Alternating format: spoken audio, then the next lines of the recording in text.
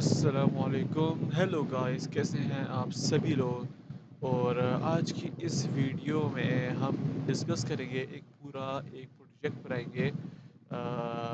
थोड़ा सा पाइथन में कोडिंग करेंगे हम उसकी, और हम फ्रंट एंड की रिएक्ट में प्रोजेक्ट बनाएंगे। ठीक है, तो बेसिकली हम करेंगे क्या, वो मैं आपको बताता हूँ।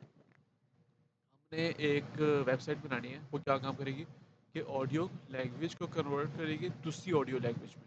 ठीक है, तो सारा का सारा काम हमने ये करना है। ठीक है, तो आज सबसे पहले मैं आपको थोड़ा सा बताता जाऊँ कि हमने करना क्या है। तो ये हमारा प्रोजेक्ट का स्ट्रक्चर है।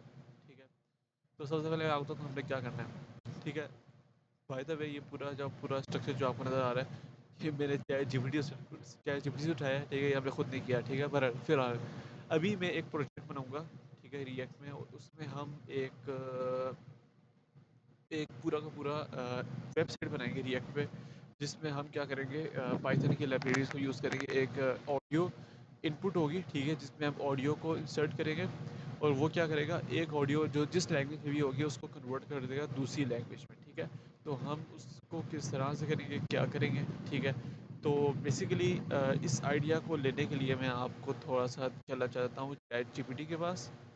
ठीक है, और ये मैंने उसको बोला था कि यहाँ पर आपको नज़र आ रहा होगा, यहाँ पे मैंने उसको बोला था I need the full product structure for convert audio to another language. ठीक है, सबसे पहले उसने मुझे बताया कि to create a full project, अगर मैं आपको हाईलाइट करूँ, to create a full project structure for converting audio from one language to another, the system needs to handle various task like audio extraction. ठीक है, ये आपको चाहिए। स्पीच टू टेक्स्ट कन्वर्जन, ये आपको चाहिए। ट्रांसलेशन चाहिए, and text to speech conversation, ठीक है, ये चाहिए। उसके बाद below is a detailed project structure including the key components, technologies and steps involve. ठीक है, उसके बाद हमारे पास प्रोजेक्ट का ये नाम है, basically project structure for converting audio to another language. ठीक है, ये एक तरह से हमारा प्रोजेक्ट का नाम हो जाएगा। ठीक है, मैं इसको कॉपी कर लेता हूँ और अपने पास फ़िलहाल के लिए लिख लेता हूँ, ताकि पता चले। अच्छा, अब क्या करना है हमें, प्रोजेक्ट ओवरव्यू। ठीक है, अच्छा बाय द वे ये मैं वीडियो बनाऊंगा 5 to 7 पार्ट्स के अंदर बनाऊंगा। ठीक है, तो थोड़ा सा ध्यान से इसको ज़रा देखना है, इसको समझना है, कोई जल्दबाजी नहीं करनी। मैं कोशिश करूँगा कि जल्दी इसको समझा पाऊँ आपको ये सारा चीज़, सारा स्ट्रक्चर मैं आपको पढ़ा दूँ। ठीक है, प्रोजेक्ट का नाम ऑडियो लैंग्वेज कन्वर्टर। ठीक है, ठीक है, ठीक है, ठीक है, चलो ठीक है, मैं इसका थोड़ा सा ओवरव्यू यहाँ से कॉपी कर लेता हूँ कि मैं अपने पास भी रख सकूँ।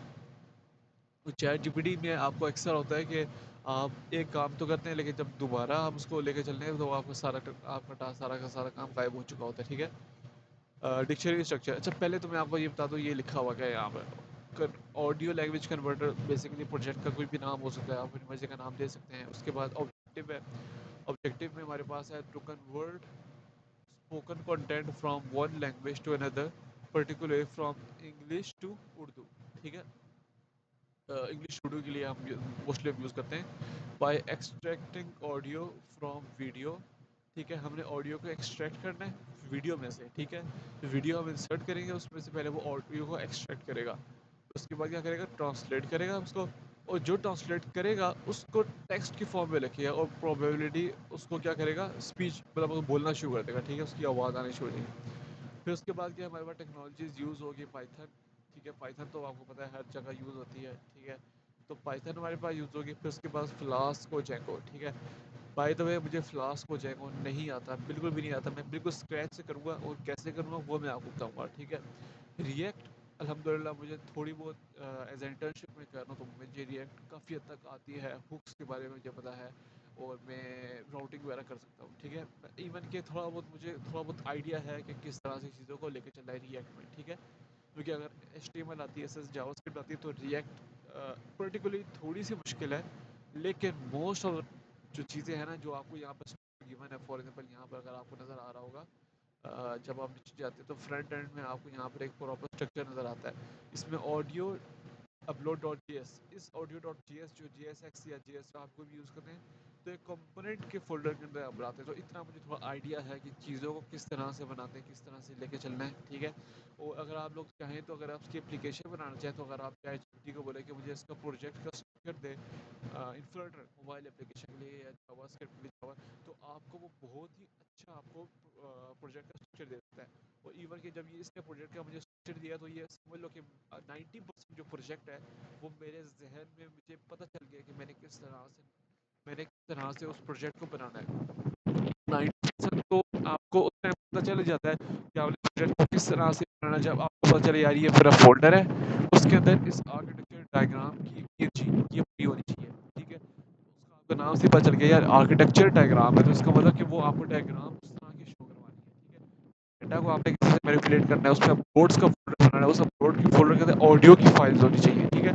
अब ये ऑडियो की फाइल्स के ये फ़ोल्डर है नॉट अ फाइल्स, इसके अंदर आपकी प्रॉपर ऑडियोज़ की फाइल्स होंगी, ठीक है। फिर इसके बाद आपके ट्रांसक्रिप्शंस होंगी, ठीक है, उसकी फाइल्स होंगी। मे बी कुछ ऐसी चीज़ें होती हैं जब आप डिप्लॉयमेंट के लिए आप कौन-कौन सी चीज़ें यूज़ करते हैं, क्या के8 ये बहुत ज़्यादा इम्पोर्टेंट है डिप्लॉयमेंट के लिए। फ़िलहाल अभी तो हमें इस चीज़ की ज़रूरत नहीं है, ना हम डॉकर वगैरह यूज़ कर रहे हैं, ना हमें कहते हैं निजी निजी निजी एक्ट की ज़रूरत है। तो अभी बेसिकली बहुत ही मेन और सिंपल जो हमें है ना वो इसका फ़ोल्डर का स्ट्रक्चर चाहिए, जो कि मुझे पता चल गया है मेरा बैकएंड पूरा पाइथन में है, फ्रंट एंड पूरा का पूरा मेरा रिएक्ट पे है, ठीक है। अब यहाँ से अब इस फ़ोल्डर के स्ट्रक्चर से मुझे पता चल गया कि यार इधर जेएस यूज़ हो रहा है, कंपोनेंट यूज़ हो रहा है, तो मुझे पता है यार ये कंपोनेंट जो है ना ये आप रिएक्ट पे यूज़ करते हैं, ठीक है। सर्विसेज हम रिएक्ट पे यूज़ करते हैं, API.js, app.js, index.js या रिएक्ट यूज़ करते हैं। इंडेक्स तो नहीं होता है लेकिन मेन्यू के नाम से होता है। लेकिन हम लोग अगर वाइट यूज़ कर रहे हैं, वीआईडी और अगर उसका फ्रेमवर्क यूज़ कर रहे हैं तो हमारे लिए एनपीएम के लोग अगर सिंपल रिएक्ट यूज़ करें तो आप इंडेक्स वगैरह डाल सकते हैं, ठीक है। तो सिंपल रिएक्ट के थ्रू करेंगे या थोड़ी राउटिंग वगैरह डाल देंगे, हम थोड़ी बहुत राउटिंग के थ्रू भी करेंगे ताकि वो और भी चीज़ों को कॉन्सेप्ट क्लियर हो जाए, ठीक है। अच्छा, उसके बाद हमारे पास क्या आता है कि हमने यहाँ पाइथन फ्लास्क यूज़ करना है, ठीक है। ये हमारे लिए बहुत ज़रूरी है, ठीक है। ये हमारा पूरा बैकएंड होगा, ठीक है। उसके बाद रिएक्ट या एंगुलर, ठीक है। आप अपनी मर्ज़ी का कोई भी यूज़ कर सकते हैं क्योंकि एंगुलर का भी ये स्ट्रक्चर है, रिएक्ट का भी ये स्ट्रक्चर है, ठीक है। उसके बाद गूगल क्लाउड सर्विसेज ये ऑलमोस्ट कुछ हद तक फ्री होती हैं। आपको सारी की सारी एपीआईज़ को इंटीग्रेट करना होता है, हमें पूरी नहीं होती है हम किस तरह से उस चीज़ों को लेके चलेंगे। अब हमारे पास आता है एफएफएमपीईजी, इसके बारे में मुझे नहीं पता कि क्या टेक्नोलॉजी है, इसको किस तरह से यूज़ करते हैं और हमें क्या फ़ायदा है। मोंगोडीबी और पोस्टग्रेसक्यूएल, इन दोनों में से मैं ज़्यादा रिकमेंड करूँगा कि मोंगोडीबी, ठीक है। उसकी वजह ये है कि पोस्टग्रेसक्यूएल जो है ये माइक्रोसॉफ्ट का है और हमें उसके लिए प्रॉपर पे करना पड़ता है, अकाउंट बनाने के लिए हमें पे करना पड़ता है। वो फ्री भी हमें मिल सकता है अगर मैं आप लोगों को दिखाऊँ। फॉर एग्ज़ाम्पल अगर मैं मेरे पास शायद ही कोई डेटाबेस अगर आपको नज़र आ रही होगी इस जगह पर, या वो साइड राइट तरफ आपको मेरी स्क्रीन में नज़र आ रहा है, ये ओरेकल की डेटाबेस की पूरी लिस्ट है, सिर्फ़ ओरेकल डेटाबेस। तो अगर हम वो करेंगे तो हमें हमारे लिए पूरा सेटअप करना हमारे लिए थोड़ा-सा क्या हो जाएगा, मुश्किल हो जाएगा, ठीक है। तो इसलिए मैं कह रहा था कि हमारे पास क्या होना चाहिए, तो मुफ्त भी होना चाहिए, पाइथन को बहुत ज़्यादा अच्छा सपोर्ट करता है। उसके बाद आखिर में हमारे पास आ जाता है डॉकर। डॉकर हमारे लिए यूज़ होता है जब हम किसी चीज़ को डिप्लॉय करते हैं, ठीक है। वेबसाइट में डिप्लॉय कर रहे हैं, नहीं सॉरी डेवलपमेंट डिप्लॉयमेंट के लिए हम यूज़ करते हैं। वो प्रॉपर जब हमारा प्रोजेक्ट बन जाता है उसके बाद जब हम किसी प्रॉपर तरीके से किसी को डिप्लॉय करते हैं तो डॉकर के बगैर हम डिप्लॉय नहीं कर सकते किसी जगह पर।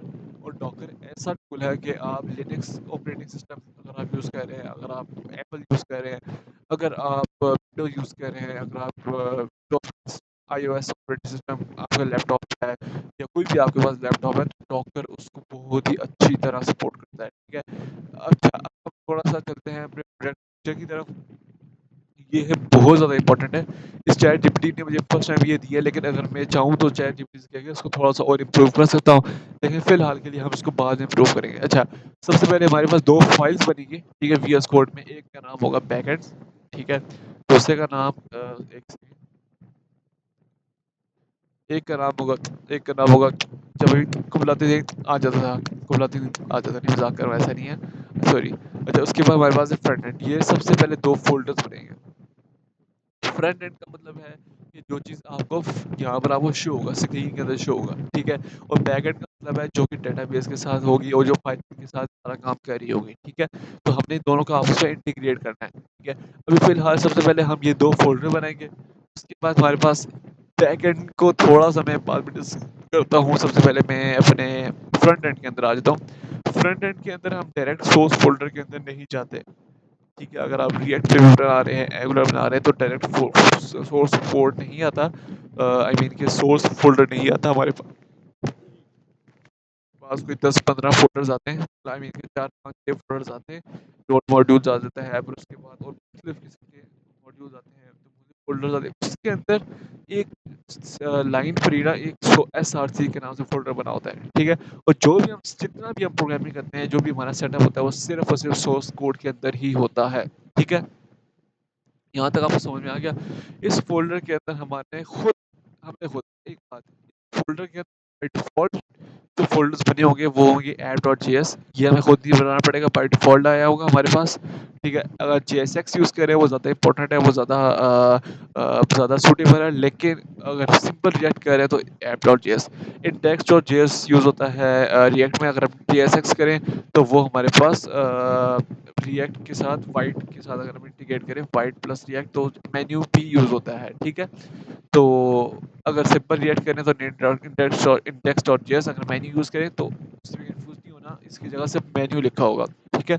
स्टाइल का फ़ोल्डर हमारे पास बाय डिफ़ॉल्ट तो इस तरह से नहीं होता बाय डिफ़ॉल्ट। वो बेसिकली ये जो app.css है ये लगा होता है इसी की सीरीज़ में, इसी की लिस्ट में नीचे आया होता है नाम, मतलब स्टाइल डॉट फ़ोल्डर अलग से नहीं बना होता, ठीक है? तो बेसिकली इसने यहाँ पर स्ट्रक्चर में दे दिया app.css, दे दिया स्टाइल्स वाले फ़ोल्डर के अंदर, ठीक है? package.json ये हमारे पास बाय डिफ़ॉल्ट होता है। डॉकर फाइल तो नहीं होती है, लेकिन डॉकर फाइल अगर हम इंस्टॉल करें तो हमारे पास आ जाती है, ठीक है? जिस तरह आपको नज़र आ रहा है ना सोर्स, फिर उसके बाद ये पैकेज, ठीक है? फिर अंदर ये डॉक्स वाली फाइल्स होती है, ये भी बाय डिफ़ॉल्ट होती है। मैं इसी की बात कर रहा था। हाँ, मैं इसी की बात कर रहा था। मैं इसको कह रहा था कि फ्रंट एंड के सोर्स एक डायरेक्ट से नहीं आ जाता, और भी हमारे पास फाइल होती हैं, वो यही वाली फाइल होती है, ठीक है? डॉक्स होती हैं, फिर उसके बाद जस्ट अ मिनट, डिप्लॉयमेंट की फाइल्स हमारे पास, फिर हाँ, जब आप इंस्टॉल करते हैं तब आते हैं, स्क्रिप्ट्स की आती हैं, डाटा की होती हैं, ठीक है? तो डॉक्स की भी आ जाती हैं। अभी फ़िलहाल आपको सोर्स की तरफ लेके चलता हूँ। कंपोनेंट फ़ोल्डर हमें खुद बनाना पड़ेगा।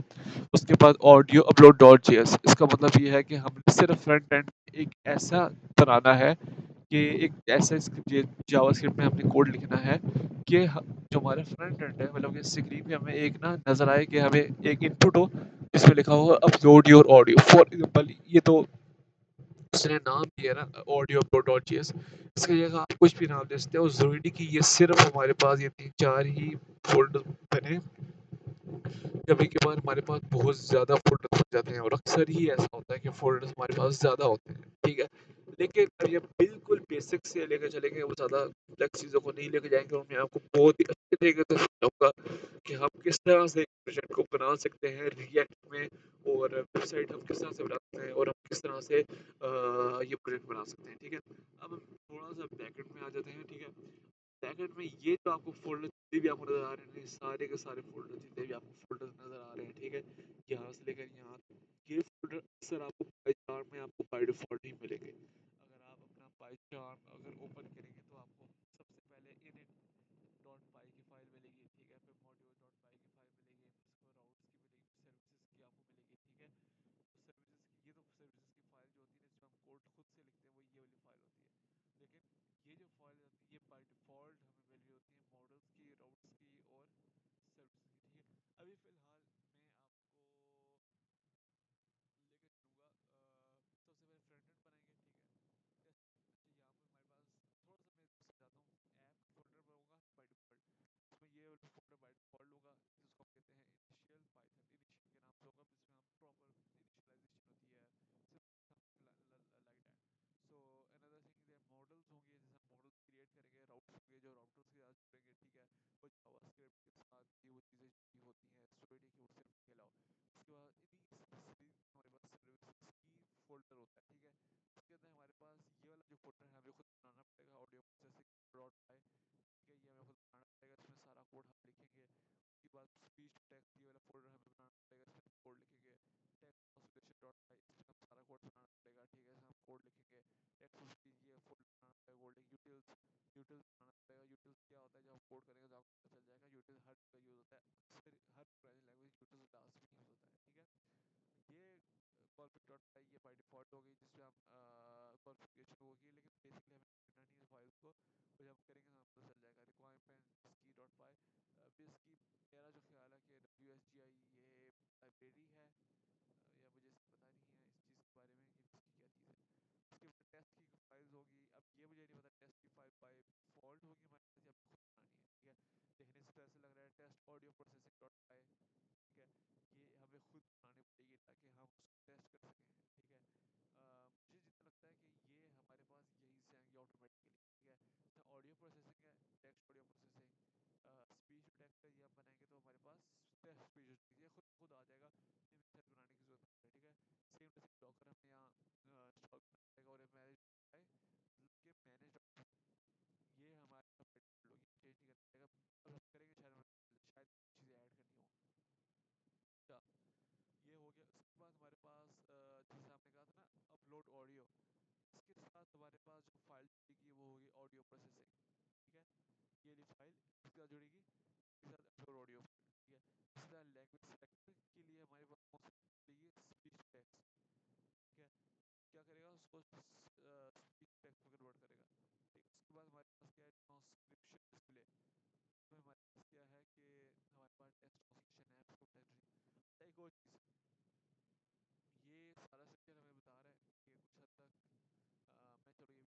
ऑडियो प्रोसेसिंग हमारे पास क्या करेगा, audio from the videos file using FMGEP peg, ये तो पैग है, 3 पैग, सॉरी।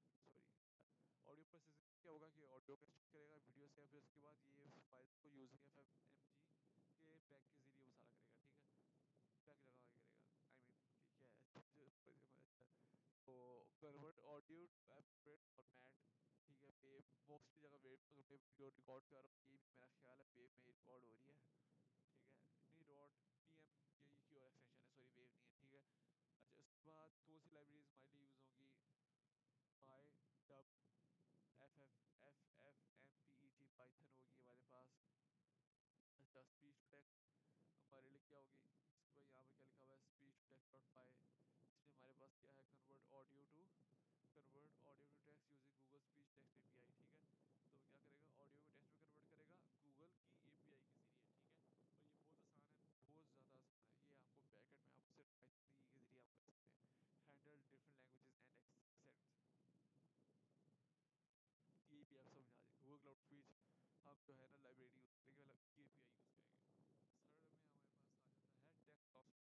है टेक्स्ट, अच्छा शायद आपको मेरी आवाज़ नहीं आ रही थी। थर्ड भी हमारे पास आता है टेक्स्ट ट्रांसलेशन, ठीक है। इस पाइथन की फाइल में हम क्या करेंगे, हमारे पास क्या होगा कि translate text from source language, क्या करें, English to target language Urdu, ठीक है, using Google cloud translation API, ठीक है। और ये हमारे पास सेम टू सेम उसी ट्रांसलेशन के थ्रू होगा जिसमें हमने यहाँ पहले पढ़ा था गूगल क्लाउड स्पीच की, ये सॉरी ये गूगल क्लाउड ट्रांसलेट है, ओके। टेक्स्ट टू स्पीच ये हमारे पास ऑप्शनल है, लेकिन टेक्स्ट टू स्पीच डॉट पाई के ज़रिए हम वो चीज़ कर सकते हैं, ठीक है। टेक्स्ट टू स्पीच क्या मतलब होता है कि जो टेक्स्ट में लिखा हुआ है उसको बोलेगा, ठीक है। इसमें हमारे पास क्या होगा कि ये यहाँ पर कह रहा है कि convert translated text back to speech using Google API speech generate audios in the desired language, ठीक है। अगर एक ऑडियो की लैंग्वेज चेंज करनी है तो ये सारा का सारा काम हमें करके देगा, ठीक है। उसके बाद हमारे पास राउट्स यूज़ होंगे, ठीक है। उसके बाद हमारे पास फॉर एग्जाम्पल पोस्ट अपलोड ये सारे प्रोसेसिंग यूज़ होगी, हमने किस तरह से डाटा को रिट्रीव करना है, गेट करना है और RTO को किस तरह से लेकर चलना है, ठीक है। उसके बाद मॉडल्स है, कौन मॉडल यूज़ होंगे डाटा स्टोरेज के लिए, हम कौन सा काम करेंगे, किस तरह से डाटा को स्टोर करेंगे। कह रहा है यूज़ MongoDB फॉर फ्लेक्सिबिलिटी और PostgreSQL for relational data. PostgreSQL मुझे बिल्कुल भी नहीं आती, मुझे SQL आती है, माइक्रोसॉफ्ट SQL आता है, सॉरी माइक्रोसॉफ्ट SQL, हाँ एक वो आता है SQLite आता है, ठीक है। उसके बाद मुझे कौन कौन फाइरबेस आता है, ठीक है। और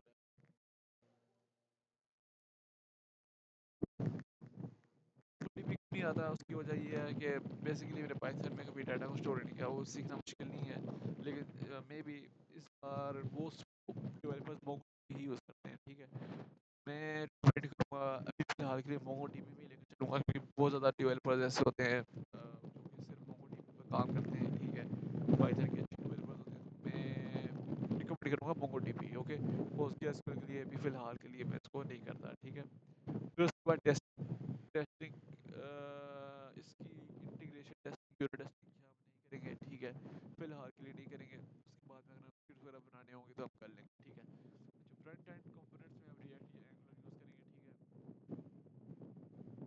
जैसे जो मैंने आपको बताया था, allow user to upload audio और वीडियो फाइल, फिर डिस्प्ले अपलोड प्रोग्रेस, ठीक है। उसके बाद allow users select allow user to select the source and target files language. अच्छा, एक और बात में बहुत ज़्यादा इंपॉर्टेंट बात है, वो बात ये है कि चलिए सारी चीज़ें हम कर लेंगे खुद ब खुद।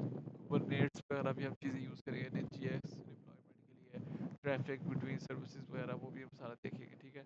सेटअप वगैरह, लॉग्स वगैरह, डाटा स्टोरेज वगैरह। मेन चीज़ है ना बेसिकली वो ये है कि हमने इस चीज़ को बनाना किस तरह से है, ठीक है। तो मुझे लगता है कि हमें वायर फ्रेम्स बनानी चाहिए, मुझे लगता है शायद हमें वायर फ्रेम्स पहले बना देनी चाहिए ताकि हमारे पास इंटरफेस का डिज़ाइन अवेलेबल हो, ठीक है। उसके बाद अगर हम क्या करेंगे, हम काम करेंगे, आई मीन प्रोजेक्ट को स्टार्ट करने से पहले हमारे पास एक यूज़र इंटरफेस होना ज़रूरी है, ठीक है। और मैं रिकमेंड करूँगा कि अभी फ़िलहाल नेक्स्ट वीडियो में मैं आपको बताऊँगा कि हम यूज़र इंटरफेस कैसे बनाएंगे और यूआई यूएक्स और उसका जो फ्रेमवर्क है, आई मीन कि आप कोई चीज़ बनाते हैं ना तो उसके लिए आपको प्रॉपर चाहिए होता है, आपको प्रॉपर प्रॉपर जो चाहिए होता है, आप ऐसे ही बैठ कर वो चीज़ नहीं बना सकते, ठीक है। अभी फ़िलहाल मैं एक मॉड्यूल पर काम करेंगे, ठीक है। इंशाल्लाह नेक्स्ट वीडियो में मैं डिस्कस करता हूँ। और thank you for watching this video.